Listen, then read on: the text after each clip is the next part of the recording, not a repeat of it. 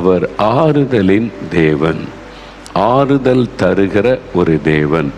God of comfort என்று அவரை குறித்து சொல்லப்படுகிறது. அவர் ஆறுதல் அளித்து ஆசீர்வதிக்கிற ஒரு தேவன்.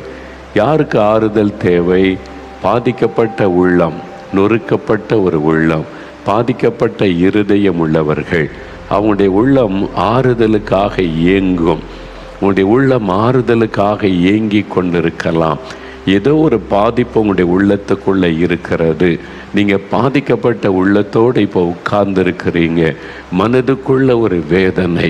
ஒருவேளை சரீரம் உங்களுக்கு நல்ல சுகமாக இருக்கலாம். உங்களுடைய இருதயம் யாருமே காண முடியாத உங்களுடைய இருதயத்திலே ஒரு காயம் இருக்கலாம், ஒரு வேதனை இருக்கலாம். மனுஷருடைய வார்த்தைகள் காயப்படுத்தி இருக்கலாம், பரிகாசங்கள் காயப்படுத்தி இருக்கலாம்.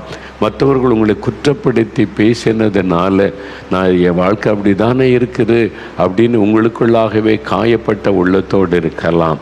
இன்றைக்கு இயேசு கிறிஸ்து சொல்லுகிறார், நான் உன்னை ஆறுதல் படுத்துகிற ஒரு தேவன், உன்னை ஆறுதல் படுத்தி ஆசீர்வதிக்கிற தேவன் என்று இயேசு இன்றைக்கு தன்னை உங்களுக்கு வெளிப்படுத்துகிறார். இயேசு ஆறுதலின் தேவன். வேத புஸ்தகத்தில் இயேசு இந்த உலகத்தில் உலாவின நாட்களில் அநேகரை ஆறுதல் படுத்தினார். பாதிக்கப்பட்ட மக்களை ஆறுதல் படுத்தி அவங்களுக்கு அற்புதம் செய்து மகிழ பண்ணினார். பரிசுத்த லூக்கா எழுதின சுவிசேஷம் 7ஆம் அதிகாரத்திலே தான் 11ஆம் வசனம் முதல் வாசிக்கும் போது இயேசு நாயின் என்று சொல்லப்பட்ட ஊருக்கு வருகிறார். அந்த ஊருக்கு பேர் நாயின். இப்பவும் அந்த ஊர் இருக்குது. இது பைபிளில் எழுதப்பட்டது 2000 வருஷத்துக்கு முன்னால். அதே ஊர் இப்பவும் இருக்குது, இதே பெயரில் இருக்குது. நாங்கள் போயிருக்கிறேன்.